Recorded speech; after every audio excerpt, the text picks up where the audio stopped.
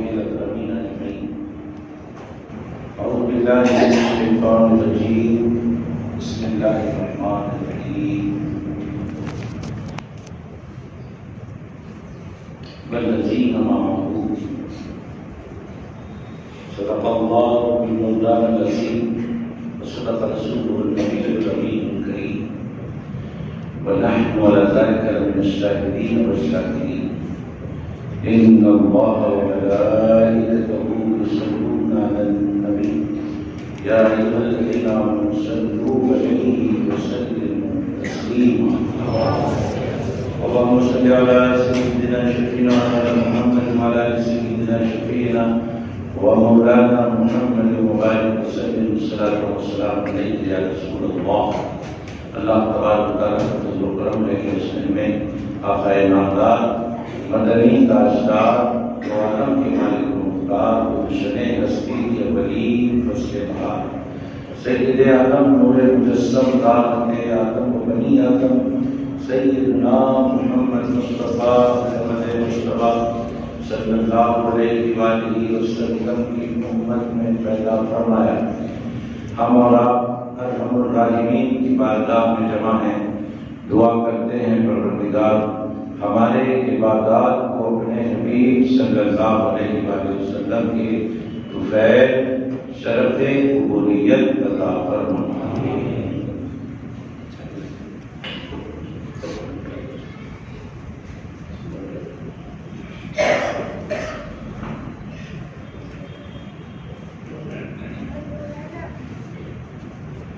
حاضرین کرام،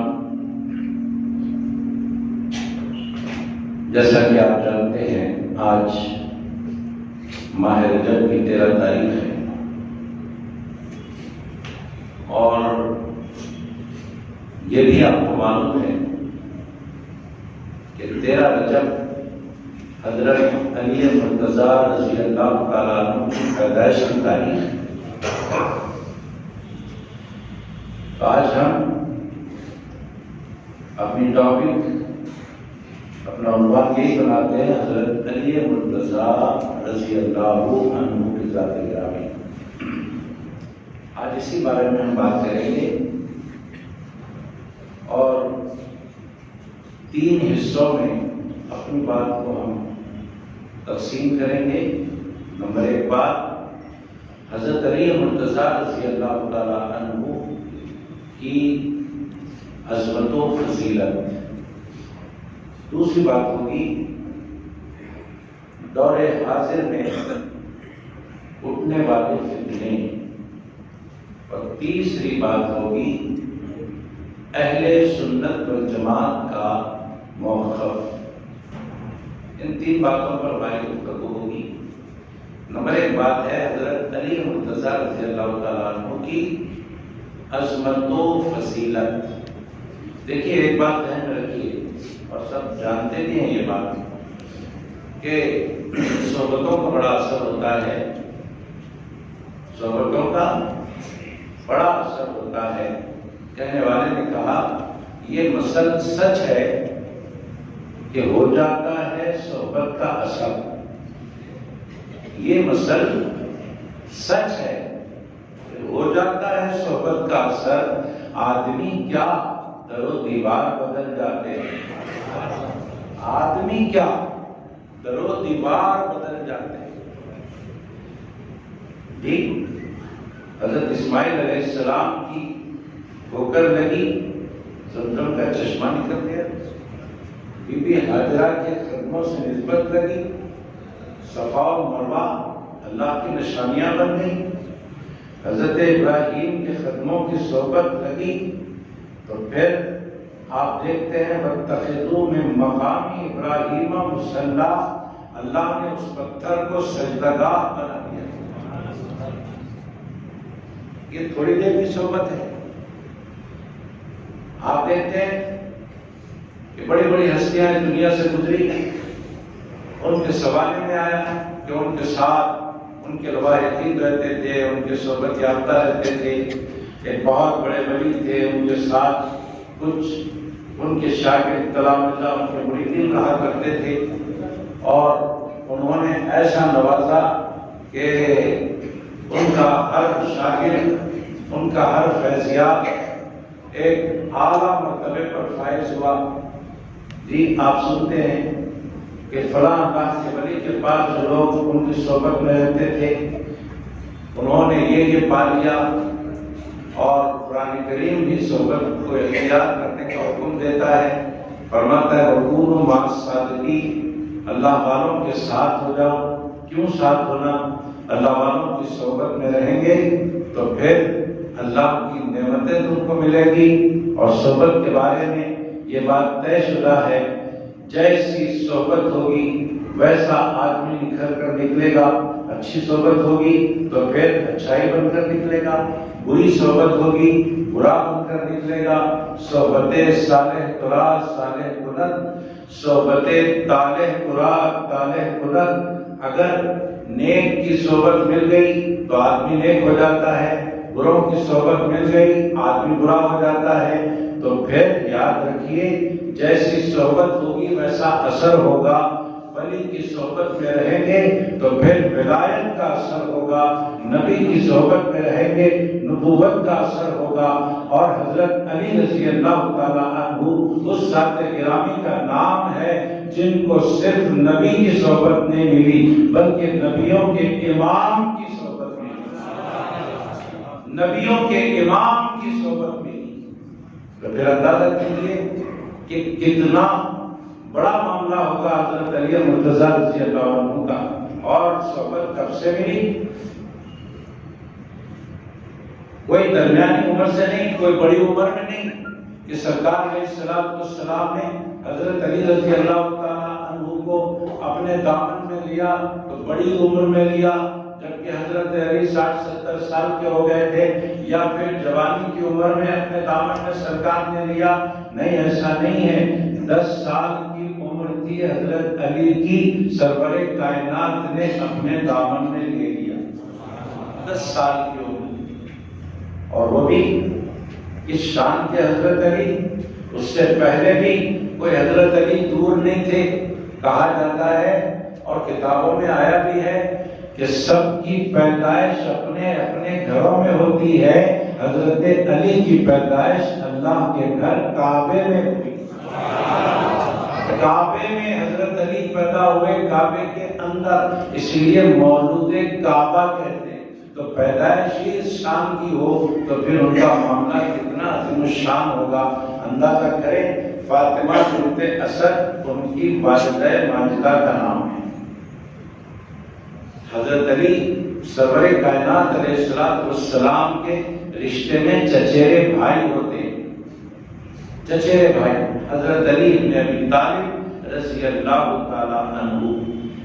جب 10 سال کی عمر شریف تھی اور سرکار علیہ السلام 40 سال کی عمر شریف میں آ گئے تھے، اللہ نے ہمارے نبی علیہ السلام سے فرمایا کہ اے میرے حبیب صلی اللہ علیہ وآلہ وسلم، مکے میں پیدا ہو کر تمہیں 40 سال ہو چکے ہیں، اب تمہیں اجازت دی جاتی ہے کہ علل اعلان اسلام کا اعلان کرو، علل اعلان اسلام کی تبلیغ کرو۔ ہمارے نبی صلی اللہ علیہ وآلہ وسلم صفا کی پہاڑی پر چڑھ کر اللہ کے ایک ہونے کا اعلان کرتے ہیں، مکے والے جمع ہوتے ہیں، سب لوگ سرکار کو دیکھ رہے ہیں کہ آخر کیا بات اللہ کے رسول بتاتے ہیں۔ اس وقت تو اللہ کے رسول کوئی نہیں سمجھتا تھا، سب ہمارے نبی کو صادق یعنی سچا سمجھتے تھے، مکے والے امین یعنی امانت دار سمجھتے تھے۔ ابھی تک لوگوں کو یہ پتا نہیں تھا کہ آپ اللہ کے رسول ہیں۔ جب وقت آیا، اللہ نے اجازت دی، ہمارے نبی علیہ السلام صفا کی پہاڑی پر چڑھ گئے اور مکے والوں کو جمع کیا کہ آؤ آؤ، میں ایک بات بتانا چاہتا ہوں۔ سب جمع ہو گئے۔ جمع ہونے کے بعد ہمارے نبی صلی اللہ علیہ وآلہ وسلم نے فرمایا، اپنے بارے میں پوچھا، بتاؤ تم مجھے کیا سمجھتے ہو؟ سارے مکے والوں نے کہا ہم آپ کو 40 سال سے دیکھ رہے ہیں، آپ کو ہم نے کبھی جھوٹ بولتا ہوا نہیں دیکھا، آپ کو ہم سچا سمجھتے ہیں۔ آپ 40 سال سے مکے میں ہیں اور ہم آپ کے رویے کو دیکھ رہے ہیں کہ آپ نے کبھی کسی کی امانت میں خیانت نہیں کی، آپ بڑے امین ہیں، امانت دار ہیں، صادق و امین کہا، سچا کہا ہمارے نبی کو مکے والوں نے۔ آقا علیہ السلام نے فرمایا اچھا تم مجھے سچا سمجھتے ہو، یہ بولو اگر میں کہہ دوں کہ پہاڑ کے ادھر پیچھے سے دشمن آ رہا ہے جو تم پر حملہ کرنے والا ہے، میں دیکھ رہا ہوں کہ ادھر سے لشکر آ رہا ہے تم پر حملہ کرنے کے لیے، اگر میں تم کو خبر دوں تو کیا تم لوگ اس خبر کو مان لو گے؟ کہا ہاں کیوں نہیں، آپ تو سچے ہیں، آپ صادق ہیں، آپ امین ہیں، آپ کی بات کو ہم ضرور مان لیں گے۔ آقا علیہ السلام نے ارشاد فرمایا جب تم مجھے اتنا سچا سمجھتے ہو تو پھر ایک بات سچی میں تم کو بتاتا ہوں، اس بات کو مان لو۔ آقا علیہ السلام نے جیسے ہی فرمایا مکے والوں نے کہا کیوں نہیں مانیں گے، ضرور آپ کی بات کو مانیں گے، بولیے تو صحیح آخر وہ بات کیا ہے؟ آقا علیہ السلام نے فرمایا لا الہ الا اللہ، اللہ کے سوا کوئی معبود برحق نہیں ہے، اس ایک اللہ کی عبادت کرو، بت پرستی کو چھوڑو۔ تو اس وقت سارے لوگ جو صادق و امین کہنے والے تھے سرکار کے دشمن بن گئے، سب کے سب سرکار سے ناراض ہو گئے، ہمیں بتوں سے چھڑانے کی بات کر رہے ہو، ہمارے پرانے دین سے ہٹانے کی بات کر رہے ہو، ہم تو سمجھ رہے تھے کہ کچھ اچھی بات کرنے کے لیے ہمیں جمع کیا گیا ہے، لیکن تم نے تو ایسی خراب بات کر دی ہے جو ہم ہرگز ماننے کو تیار نہیں ہے۔ سارا مکہ جب حضور کا دشمن بن گیا اس وقت سرکار کی نگاہیں ڈھونڈ رہی تھی کہ یہ دشمنوں کے ماحول میں کوئی تو ہوگا جو دوستی کی آواز بلند کرے گا۔ تو 10 سال کا بچہ علی ابن ابی طالب نے آواز اٹھائی اور کہا یا رسول اللہ دنیا آپ کو مانے یا نہ مانے اس عمر میں آپ کو ماننے تیار ہوں، میں آپ کی اس دعوت کو قبول کرنے تیار ہوں۔ حضرت علی رضی اللہ تعالیٰ عنہ وہ صحابی رسول ہیں جنہوں نے سب سے پہلے اس دعوت کو قبول کیا ہے۔ حاضرین محترم، جیسے ہی دعوت قبول ہو گئی، جیسے ہی دعوت قبول ہوئی، سرکار علیہ السلام کے ساتھ ہو گئے۔ قرآن کیا کہتا ہے؟ والذین معہ، والذین معہ، یعنی حبیب پاک صلی اللہ علیہ وآلہ وسلم کے ساتھی، ان کے ساتھ رہنے والے۔ اب اس کے بعد اللہ تعریف کر رہا اشداء علی الکفار، کفار پر بڑے سخت ہیں، رحماء بینہم، اپنوں کے بارے میں بڑے رحم دل ہیں، تراہم رکعا سجدا، جب نبی کے ساتھیوں کو تم دیکھو تو تم اس حال میں ان کو دیکھو گے کہ وہ اللہ کے آگے رکوع کرتے ہوئے نظر آئیں گے، وہ اللہ کے آگے سجدہ کرتے ہوئے نظر آئیں گے، یبتغون فضلا من اللہ ورضوانا، اور اللہ تبارک و تعالیٰ سے اس کی رضا حاصل کرتے ہوئے نظر آئیں گے۔ یہ ہمارے سرکار کے ساتھیوں کی تعریف ہو رہی، اور سرکار کے ساتھیوں میں حضرت علی رضی اللہ تعالیٰ عنہ کا مقام بڑا نمایاں، بڑا نمایاں مقام۔ 10 سال کی عمر شریف میں اسلام کے لیے جب بلایا گیا کہ آؤ اسلام کے دامن میں، سب سے پہلے اسلام کی مدد کے لیے آواز اٹھانے والی شخصیت کا نام بچوں میں، کم عمروں میں، حضرت علی ابن ابی طالب رضی اللہ تعالیٰ عنہ۔ اب اس کے بعد سرکار کے ساتھ ساتھ رہنے لگے، اتنا ساتھ رہے، اتنا ساتھ رہے، اتنا ساتھ رہے، آقا علیہ السلام نے بڑی بڑی بشارتیں دی، بڑی بڑی بشارتیں حضرت علی رضی اللہ تعالیٰ عنہ کے بارے میں دی، اور حضرت علی رضی اللہ تعالیٰ عنہ کے بارے میں بہت فضائل سرکار نے بیان فرمایا، ارشاد فرمایا ایک موقع پر کہ علی وہ ہیں جن کو دیکھنا عبادت ہے۔ علی وہ ہیں جن کو دیکھنا عبادت ہے۔ اور کیا فرمایا سرکار علیہ السلام نے؟ ملاحظہ فرمائے، آقا علیہ السلام نے ارشاد فرمایا، پیغمبروں کا ذکر کیا، وہ بھی کیسے پیغمبروں کا ذکر؟ حضرت آدم، تمام پیغمبروں میں حضرت آدم کا مرتبہ بڑا، پھر حضرت نوح، تمام پیغمبروں میں حضرت نوح کا مرتبہ بڑا، آدم ثانی کہتے ہیں۔ تین پیغمبر ایسے ہیں پیغمبروں میں جو بڑے مرتبے پر فائز ہیں، حضرت آدم، حضرت نوح، حضرت ابراہیم۔ حضرت آدم کیا ہے؟ ابو البشر، تمام آدمیوں کے باپ ہیں۔ وہ مرتبہ کوئی لا سکتا ہے پیغمبروں میں؟ نہیں۔ دوسرے حضرت نوح علیہ السلام، انہیں آدم ثانی کہا جاتا ہے۔ جب ساری دنیا ڈوب گئی، بس وہی لوگ بچے رہے جو حضرت نوح علیہ السلام کے ساتھ تھے، اور ان سے پھر دنیا آباد ہوئی، آپ آدم ثانی کہتے ہیں۔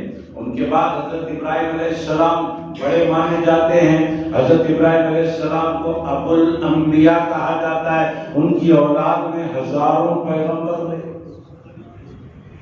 تو یہ تین بڑے بڑے، اور حضرت آدم علیہ السلام کی خصوصیت یہ کہ پیغمبروں میں علم سے پہچانے جاتے ہیں۔ علم، اللہ نے حضرت آدم کو وہ علم دے رکھا ہے جس کے آگے فرشتے بھی عاجز ہو گئے۔ جب فرشتوں نے کہا تھا اے اللہ آدم کو کیوں بنا رہا ہے، ہمارے اندر کیا کمی ہے جو آدم کو بنایا؟ اللہ نے فرمایا اچھا تمہارے اندر کیا کمی ہے ابھی بتاتا ہوں۔ اللہ نے آدم کو بلایا فرشتوں کے سامنے اور فرشتوں سے کچھ سوالات کیے، فرشتے جواب نہیں دے سکے۔ جو جوابات فرشتے نہیں دے پائے وہ جواب حضرت آدم نے دیا۔ اللہ نے فرمایا فرشتوں دیکھا تمہارے اندر جو کمی ہے وہ کمی آدم میں نہیں ہے، آدم کو میں نے علم دے رکھا۔ آدم کا علم مشہور، نوح علیہ السلام کی سمجھداری مشہور، نوح علیہ السلام کی سمجھداری مشہور، حضرت ابراہیم علیہ السلام کے اخلاق مشہور، حضرت ابراہیم علیہ السلام کے اخلاق مشہور۔ اب آدم کا زمانہ چلا گیا، نوح کا زمانہ چلا گیا، ابراہیم کا زمانہ چلا گیا۔ اب بعد والے آدم کو دیکھنا چاہتے ہیں تو کس سے دیکھیں؟ نوح کو دیکھنا چاہتے ہیں تو کس سے دیکھیں؟ ابراہیم کو دیکھنا چاہتے ہیں تو کس سے دیکھیں؟ آؤ بتاتا ہوں، شان علی مرتضی سرکار بیٹھے ہوئے ہیں، صحابہ کی جماعت بیٹھی ہوئی ہے، علی مرتضی کی آمد ہوئی، سرکار نے فرمایا اے لوگوں جو آدم کو دیکھنا چاہتے ہو، نوح کو دیکھنا چاہتے ہو، ابراہیم کو دیکھنا چاہتے ہو، وہ علی کو دیکھ لو۔ کیوں؟ اس لیے کہ اللہ نے آدم میں جو رکھا، نوح میں جو رکھا، ابراہیم میں جو رکھا، یہ ساری خوبیاں ایک علی میں رکھی۔ آدم کا علم بھی ان کے اندر ہے، نوح کی سمجھداری بھی ان کے اندر ہے، ابراہیم کے اخلاق بھی ان کے اندر ہے۔ یہ حضرت علی مرتضیٰ رضی اللہ تعالیٰ عنہ کی شان ہے بھائی۔ عبادت میں لے لو، حضرت علی مرتضیٰ آگے آگے نظر آئیں گے۔ تیر چپ گئی تھی، تیر کا ٹکڑا ایڑی میں رہ گیا تھا، اور جب کبھی وہ ٹکڑا نکالنا چاہتے حضرت علی رضی اللہ تعالیٰ عنہ بے چین ہو جاتے۔ ایک بار ہوا یہ کہ حضرت علی مرتضیٰ نماز میں ہے اور ساتھیوں نے وہ تیر کا ٹکڑا نکال لیا۔ نماز کے بعد ساتھیوں نے کہا اے علی ہم نے وہ ٹکڑا نکال لیا ہے۔ حضرت علی فرماتے ہیں تم نے وہ ٹکڑا تیر کا نکال لیا، مجھے پتہ ہی نہیں چلا۔ یہ حضرت علی کی نماز ہے، پتہ ہی نہیں چلا۔ ارے کیسے پتا چلے محویت کا وہ عالم ہے؟ جی بی بی زلیخا کی سہیلیاں جب حضرت یوسف کو دیکھتی ہیں اور اپنے ہاتھ کا پھل کاٹتی ہیں، پھل کٹ گیا، انگلیاں بھی کٹ گئیں، لیکن بی بی زلیخا کی سہیلیوں کو پتا تک نہیں چلا کہ انگلیاں کٹ گئی ہیں۔ کیوں؟ حضرت یوسف کے جمال میں، ان کی خوبصورتی میں ایسی گم ہو گئی کہ انگلیاں کٹ گئی، پتا نہیں چلا وہ یوسف کا جمال تھا، یہاں علی کے آگے خدا کا جمال تھا۔ یہ کیسے محسوس کرتے کہ یہ ٹکڑا نکال دیا گیا ہے اور یہ جمال خدا بندی سامنے ہے، تو کیسی محبت نہیں ہوگی حضرت علی کی؟ باتیں بہت ہیں۔ فرماتے ہیں رسول پاک علیہ السلام و تسلیم، علی سے محبت کرنا مجھ سے محبت کرنا ہے، علی سے دشمنی کرنا مجھ سے دشمنی کرنا ہے۔ یہ بھی فرمایا سرکار علیہ السلام نے حضرت علی رضی اللہ عنہ کے بارے میں، انا مدینۃ العلم وعلی بابھا، میں علم کا شہر ہوں، علی اس کا دروازہ، میں علم کا شہر، علی اس کا دروازہ۔ اور یہ بھی فرمایا آقا علیہ السلام نے، علی قرآن کے ساتھ، قرآن علی کے ساتھ، یہاں تک کہ حوض کوثر پر یہ مجھ سے ملیں گے۔ مطلب یہ کہ علی کیا ہے قرآن سمجھائے گا، قرآن کیا ہے علی سمجھائے گا۔ یہ ایک دوسرے کو بہت اچھی طریقے سے جانتے ہیں۔ یہ حضرت علی رضی اللہ تعالیٰ عنہ کے فضائل ہیں جو ہم آپ کو سنا رہے ہیں، اللہ کے رسول علیہ السلام کی زبانی سنا رہے ہیں۔ ایک روایت میں آیا کہ حضرت علی رضی اللہ تعالیٰ عنہ کے بارے میں قرآن پاک میں 800 آیتیں نازل ہوئی، 800 آیتیں حضرت علی رضی اللہ تعالیٰ عنہ کی شان میں۔ حضرات گرامی سنتے جائیے تو پھر سلسلہ چلتا ہی جائے گا سنانے کا، حضرت علی مرتضیٰ رضی اللہ عنہ کی شان و عظمت کا۔ ایک ایسا موقع تھا کہ صحابہ کرام خیبر کی لڑائی کے لیے نکلے تھے، خیبر کا قلعہ فتح کرنے کو نکلے تھے، اور روزانہ پوری قوت لگا رہے تھے کہ یہ قلعہ فتح ہو جائے، کیونکہ اس کا دروازہ بہت بڑا تھا اور 5 قلعوں کا ایک قلعہ تھا، اتنا بڑا قلعہ تھا۔ اب ظاہر ہے کہ اس کا دروازہ بھی کتنا بڑا ہوگا، کتنا وسیع ہوگا۔ آج ہم بھی ہمارے شہر کا قلعہ دیکھتے ہیں تو بڑا دروازہ نظر آتا ہے، ایسا قلعہ، یہ تو ایک قلعہ، ایسے 5 قلعوں کا ایک قلعہ۔ صحابہ کرام لڑنے کے لیے گئے تھے اور وہ قلعہ فتح کرنے کے لیے گئے تھے، روزانہ کوشش ہو رہی ہے، روزانہ محنت ہو رہی ہے، وہ قلعہ فتح نہیں ہو رہا ہے۔ تو ایک دن سرکار علیہ السلام نے شام کے وقت میں یہ اعلان فرمایا، اے صحابہ رک جاؤ اور میری بات سنو، میں کل صبح ایک ایسے بندے کے ہاتھ میں فتح اور نصرت کا جھنڈا تھمانے والا ہوں جس کو اللہ بھی محبوب رکھتا ہے، میں بھی محبوب رکھتا ہوں، اور وہی بندہ ہوگا جو اس قلعے کو فتح کرے گا جس کے ہاتھ میں جھنڈا دوں گا۔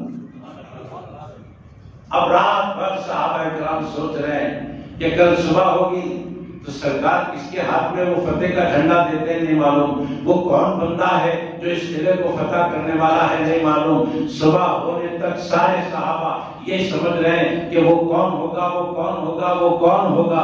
جب صبح ہوئی سارے صحابہ سرکار کے ارد گرد جمع ہو گئے اور یہ سب سمجھ رہے تھے ہوں گے ہو سکتا مجھے وہ جھنڈا مل جائے، ہر کوئی یہ سوچ رہا تھا ہوگا مجھے یہ جھنڈا مل جائے، ہو سکتا ہے۔ لیکن سرکار علیہ السلام نے سارے صحابہ پر نظر دوڑائی، دیکھا کہ ایک بندہ نہیں ہے جس کو وہ جھنڈا دینا ہے۔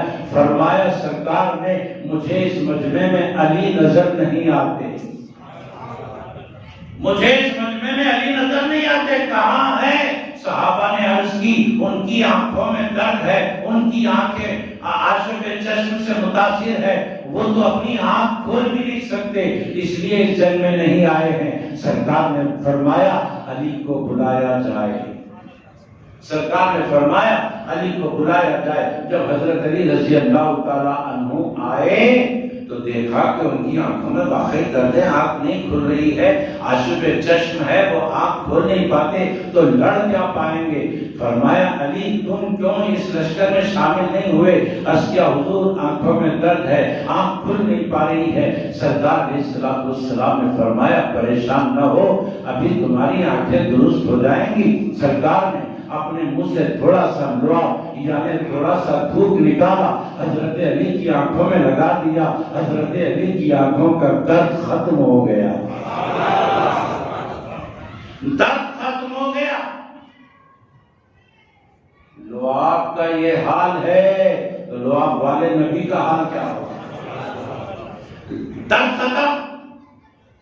اب سب دیکھ رہے ہیں کہ وہ فتح کا جھنڈا نبی نے علی کے ہاتھ میں دے دیا اور فرمایا علی جاؤ، فتح اللہ نے تمہارے ہاتھ پر رکھی ہے۔ حضرت علی رضی اللہ عنہ گئے اور صحابہ کرام پورے ساتھ تھے۔ جب گئے تو وہ دروازہ قلعے کا جو سینکڑوں صحابہ ہزاروں صحابہ مل کر اس کو نہیں کھول پا رہے تھے، حضرت علی رضی اللہ عنہ تنہا اس دروازے کو اکھاڑ دیتے ہیں اور اپنی پیٹھ پر لے کر کافی دور تک جا کر پھینک دیتے ہیں۔ وہ دروازہ اتنا وزنی تھا، حضرت علی پھینکنے کے بعد روایت میں آتا ہے 40 آدمیوں نے اسے ہلانا چاہا تو وہ ہل نہیں پائے۔ جس دروازے کو 40 آدمی ہلا نہ پائے اس دروازے کو تنہا حضرت علی اپنی پشت پر اٹھا کر لے جاتے۔ یہ سب کتابوں میں لکھا ہوا ہے۔ آج کے دن ان کی پیدائش ہوئی 13 رجب۔ اہل محبت کے نزدیک 13 رجب کی بڑی اہمیت ہے۔ لوگ 13 تاریخ کو، 28 تاریخ کو، چہارشنبے کو برا سمجھتے ہیں۔ چہارشنبے کے دن نہ شادی رکھتے ہیں، نہ چہارشنبے کے دن اور کوئی کام کرتے ہیں۔ نہیں بھائی چہارشنبہ ہے، زیارت اگر چہارشنبے کو آ رہی ہے تو جمعرات کر دیتے ہیں، تو منگل کر دیتے ہیں۔ چہارشنبے کو برا سمجھتے ہیں کہ اس دن اگر کام ہو تو پھر وہ کام صحیح نہیں ہوتا۔ منحوس سمجھتے ہیں، 13 تاریخ کو منحوس سمجھتے ہیں۔ نہ 13 منحوس ہے، نہ چہارشنبہ منحوس ہے۔ یاد رکھو 13 بھی مبارک، چہارشنبہ بھی مبارک، سب دن مبارک، لیکن بعض دنوں کو خصوصیت حاصل ہے۔ 13 تاریخ کو کام کیجئے، وہ کام خراب نہیں ہوگا، حضرت علی کے صدقے میں کام مکمل ہو جائے گا۔ اللہ نے چاہا علی کو کعبے میں کب پیدا کرے؟ 13 تاریخ اللہ نے مقرر کی۔ اور اسلام کو قوت کہاں سے ملی؟ اسلام کو قوت کہاں سے ملی؟ جب اسلام پھیل رہا تھا مکے میں، بڑی مشکل سے پھیل رہا تھا، سرکار علیہ السلام نے اللہ سے دعا کی، اے اللہ عمر کو مسلمان بنا دے۔ جب حضرت عمر بھی مسلمان نہیں ہوئے تھے، اے اللہ عمر کے ذریعے اسلام کو قوت دے۔ حضرت عمر رضی اللہ تعالیٰ عنہ کے بارے میں دعا قبول ہو گئی۔ حضرت عمر رضی اللہ عنہ مسلمان ہو گئے۔ جیسے ہی حضرت عمر مسلمان ہوئے، اسلام تیزی سے پھیلنے لگا۔ وہ کون سا دن تھا جس دن حضرت عمر مسلمان ہوئے؟ آپ تاریخ کی کتاب اٹھا کر پڑھیں، آپ خلفائے راشدین کی سیرت اٹھا کر پڑھیں، آپ کو معلوم ہو جائے گا حضرت عمر جس دن ایمان لائے وہ دن چہارشنبے کا دن تھا۔ وہاں سے اسلام کو تو فروغ ملا، اسلام تیزی سے پھیلنے لگا۔ حضرت عمر رضی اللہ عنہ نے حضور علیہ السلام سے عرض کیا، سرکار ہم اپنے اپنے گھروں میں چھپ چھپ کر نمازیں پڑھ رہے ہیں، بتائیے سرکار کا ہم حق پر نہیں ہیں؟ سرکار نے فرمایا کیوں نہیں، ہم ہی حق پر ہیں۔ حضرت عمر نے کہا تو پھر کعبے کے صحن میں جا کر نماز پڑھیں گے۔ سرکار نے فرمایا یہ مکہ ہے اور ہماری شروعات ہے۔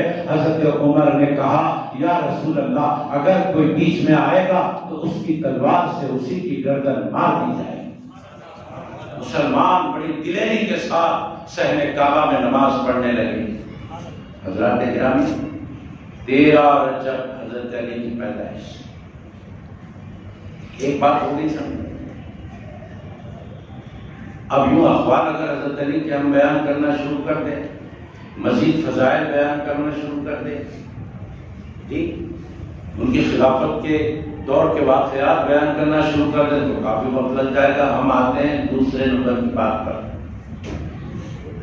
حضرت علی کے فضائل تو آپ سنتے ہی رہتے ہیں، ابھی بھی سنے آپ۔ دوسری بات کیا ہے؟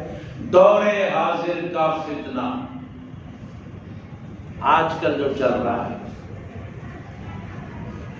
غیر ضروری لوگ آپس میں جھگڑ رہے ہیں، ایک دوسرے کے دشمن ہو رہے ہیں۔ کیا مسئلہ؟ حضرت علی رضی اللہ تعالیٰ عنہ کی تعریف کر رہے ہیں لوگ، دوسرے صحابہ کو گرا رہے ہیں، اور کچھ لوگ ایسے ہیں جو دوسرے صحابہ کی تعریفیں کر رہے ہیں، حضرت علی کو گھٹا کر بیان کر رہے ہیں۔ یہ جھگڑے آپسی آج کل سوشل میڈیا پر بڑا زور پکڑے ہیں، بڑا زور ہے، گروپ بندیاں، فرقہ بندیاں، ہم علی والے، ہم معاویہ والے، کوئی بولتا ہے علی والے، کوئی بولتا ہے معاویہ والے۔ علی والے حضرت علی کو خوب ان کے فضائل بیان کر کے لوگوں کے دلوں میں حضرت علی کی محبت بٹھانا چاہتے ہیں، اور جو معاویہ کی محبت کا دم بھر رہے ہیں وہ حضرت معاویہ کی خوب تعریفیں کر رہے ہیں۔ یاد رکھو، حضرت علی کا مقام حضرت معاویہ کا مقام دینے والے ہم اور آپ نہیں ہوتے۔ حضرت علی کو، حضرت معاویہ کو کیا مقام دینا تھا، اللہ نے دیا ہے، اللہ کے رسول نے دیا۔ آپ ہم کون ہوتے ہیں ان کو مقام دینے والے؟ آپ ہم کون ہوتے ہیں انہیں مقام دینے والے؟ کہ علی وہ ہے، معاویہ وہ ہے؟ نہیں، ہمیں یہ حق حاصل نہیں ہے کہ علی اور معاویہ کے بیچ تقابل کریں، یہ ہمیں حق نہیں۔ دونوں کا مقابلہ کرنے کا حق ہم کو نہیں ہے۔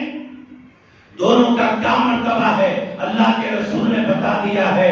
جب ہم حدیثیں پڑھتے ہیں تو ہمیں دونوں کا رتبہ معلوم ہو جاتا ہے، اور میں وہ تمام تفصیلات کو دو جملوں میں اگر بولنا چاہوں تو یوں بولنا چاہوں گا کہ معاویہ وہ ہیں جو جنت کو چاہتے ہیں، معاویہ وہ ہیں جو جنت کو چاہتے ہیں، اور علی وہ ہیں جن کو جنت چاہتی ہے۔ اور یہ بات جذبات کے بہاؤ میں نہیں، حدیث میں آیا ہے۔ سرکار دو عالم علیہ السلام فرماتے ہیں علی وہ ہیں جن کو خود جنت چاہتی ہے، جنت مشتاق ہے علی کی۔ ہر مومن چاہتا ہے میں جنت میں داخل ہو جاؤں، میں جنت میں داخل ہو جاؤں، مجھے جنت مل جائے، مجھے جنت مل جائے۔ ہر مومن کی یہ خواہش ہوتی ہے، لیکن سرکار فرماتے ہیں جنت کی خواہش ہے کہ جنت کو علی مل جائے۔ اتنا بڑا رتبہ ہے حضرت علی رضی اللہ عنہ کا کہ جنت خود چاہی کہ اے اللہ مجھے علی دے دے۔ اتنی بڑی بات نہیں۔ یہ ہے حضرت علی المرتضیٰ رضی اللہ تعالیٰ عنہ کا مرتبہ۔ حضرت علی کب مسلمان ہوئے؟ اے مسلمان تو فطری ہے، پیدائشی مسلمان ہے۔ مسلمان ہونا اور بات ہے، اسلام کا اعلان کرنا اور بات۔ ہمارے نبی علیہ السلام 40 سال کی عمر شریف سے پہلے نبی تھے یا نہیں تھے؟ تھے۔ ارے ہمارے نبی تو اس وقت بھی نبی تھے جبکہ آدم بھی نہیں تھے۔ خود سرکار فرماتے ہیں کنت نبی جو آدم بین الماء والطین، ابھی آدم بنے نہیں تھے اس وقت بھی میں نبی تھا۔ تو اعلان نبوت سے پہلے ہمارے نبی اور 40 سال کی عمر میں نبی نہیں ہوئے، نبوت کا اعلان ہوا۔ ایسے ہی حضرت علی رضی اللہ تعالیٰ عنہ 10 سال کی عمر سے پہلے مومن، 10 سال کی عمر سے پہلے مومن، لیکن 10 سال کی عمر میں اپنے ایمان کا اعلان کیا، اظہار کیا۔ حضرت صدیق اکبر رضی اللہ تعالیٰ عنہ حضرت علی کے ساتھ وہ بھی مسلمان ہوئے، تو یہ مسلمان ہونا نہیں ہے، مسلمان تو پہلے سے ہے۔ صدیق اکبر بھی، آپ اٹھا کر ان کی سیرت پڑھیے، آپ کو معلوم ہوگا اسلام میں جو جو چیزیں حرام ہیں، اسلام میں جو جو چیزیں حرام ہیں، اسلام لانے سے پہلے صدیق اکبر وہ تمام چیزوں سے بچے رہتے تھے، بچے رہتے تھے۔ تو ان کا بچا رہنا بتا رہا ہے، ان کا بچا رہنا بتا رہا ہے کہ وہ پہلے سے ہی مسلمان ہے، پہلے سے ہی مومن ہے، لیکن جب صفا کی پہاڑی سے اسلام کا الگ اعلان اظہار ہو گیا اور دعوت دی گئی، حضرت علی بھی آگے بڑھ کر اظہار کرتے ہیں اپنے اسلام کا، صدیق اکبر بھی آگے بڑھ کر اظہار کرتے ہیں اسلام کا، بی بی خدیجہ بھی آگے بڑھ کر اظہار کرتی ہیں اپنے اسلام کا، اور خواتین بھی اور غلام بھی سب آگے بڑھ کر اپنے اپنے اسلام کا اظہار کرتے ہیں۔ تو مجھے یہ کہنے دیجئے کہ پہلی مرتبہ پہلی آواز پر جتنوں نے لبیک کہا وہ پہلے سے مسلمان تھے۔ جب سرکار نے اعلان کر دیا تو انہوں نے بھی اپنا اپنا اعلان کر دیا۔ یہ اب ایک جھگڑا اور چل رہا، حضرت ابو طالب کا، اس میں بھی گروپ بندیاں ہو گئی۔ کچھ لوگ بولتے ہیں حضرت ابو طالب جو حضرت علی کے والد تھے وہ کافر مرے، کچھ بولتے ہیں نہیں حضرت ابو طالب جو حضرت علی کے والد ہیں وہ مومن تھے۔ ابو طالب کے بارے میں کوئی کافر کوئی مومن بول رہا ہے۔ ایک بات بتاؤ، اس وقت کے حالات اگر آپ پڑھیں گے تو آپ کو معلوم ہوگا حالات بڑے نازک تھے۔ جیسے ہی سرکار نے اسلام کی طرف لوگوں کو بلایا، پورا مکہ دشمن ہو گیا اور سب ہمارے نبی پر ٹوٹ پڑنے تیار، بڑی بڑی میٹنگیں ہونے لگی کہ کس طرح ان کو ختم کیا جائے۔ قرآن میں بھی آیا، حدیث میں بھی آیا، کس طرح انہیں ختم کیا جائے۔ دارالندوہ میں میٹنگ ہو رہی ہے، کوئی بولتا ہے کہ ان کو خیر میں ڈال دو، کوئی بولتا ہے کہ ان کو شہر بدر کر دو، کوئی بولتا ہے کہ انہیں قتل کر دو، نعوذ باللہ۔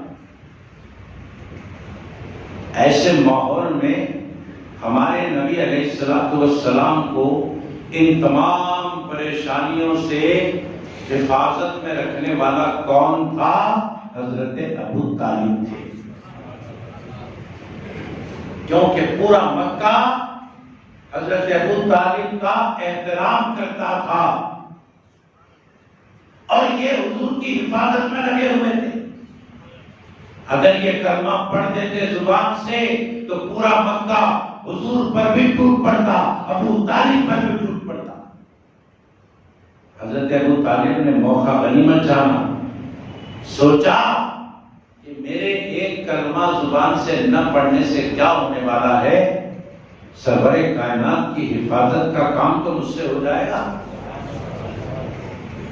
اتنا ہی نہ کہ لوگ مجھے مسلمان نہیں سمجھیں گے اگر میں زبان سے نہ پڑھوں، میں دل سے تو مسلمان ہو ہی گیا، دل سے تو ہو ہی گیا، زبان سے نہ پڑھوں تو دنیا مجھے مسلمان نہیں سمجھے گی، نہ سمجھے تو نہ سمجھے کوئی بات نہیں، رسول پاک کی حفاظت میری ذمہ داری ہے۔ اس ذمہ داری کی وجہ سے آپ نے اپنی زبان سے کلمہ نہیں پڑھا، آخری دم تک بھی نہیں پڑا. کیوں؟ آخری دم تک بھی حالات نازک تھے، لیکن دل سے تو مسلمان تھے.